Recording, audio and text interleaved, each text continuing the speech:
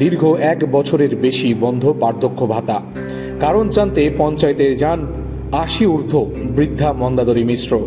সেখানে গিয়ে জানতে পারেন পঞ্চায়েতের খাতায় তিনি মৃত। তার সঙ্গে জোটে চরম অপমান। তার নাম মন্দাদরী শুনে পঞ্চায়েতের আধিকারিক ঠাট্টা করে বলে, তুমি তো রাবণের বউ, অভাব কিসের?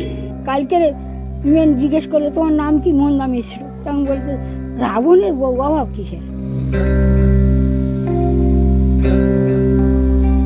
বার্ধক্য ভাতার সামান্য টাকা দিয়েই তার ওষুধ ও অন্যান্য খরচ চলে। বারবার প্রশাসনের দ্বারস্থ হয়েও সমাধান হয়নি তার সমস্যার। কার্যত চোখের জল সঙ্গী করে কাটছে তার জীবন।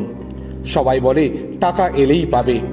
কথা বলতে গিয়ে বারবার গলা ভারী হয়ে আসছিল অশীতিপর বৃদ্ধার।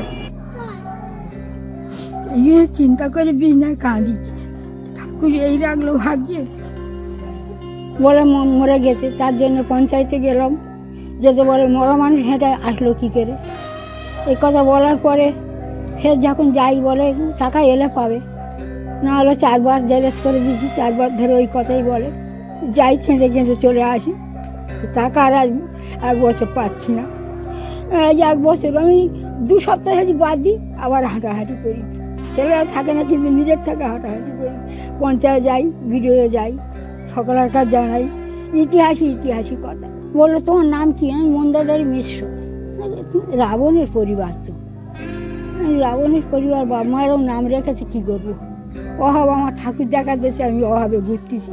তবে তার এই কঠিন সমস্যার সমাধানের আশ্বাস দেন পঞ্চায়েত প্রধান রিয়া গাজী।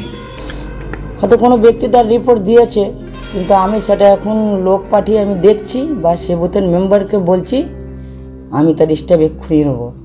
আমার কাছে জানানো হয়নি, হয়তো কোনো অফিসারকে জানিয়ে আমাকে জানানো হয়নি। না, একদম এক্ষুনি ব্যবস্থা নেবো। আমি এক্ষুনি ফোন করে আমি দেখছি ওটা। দীর্ঘ 1 বছরের বেশি সময় ধরে অন্তহীন অপেক্ষায় আছেন মন্দাদরী দেবী। কবে হবে এই সমাধান?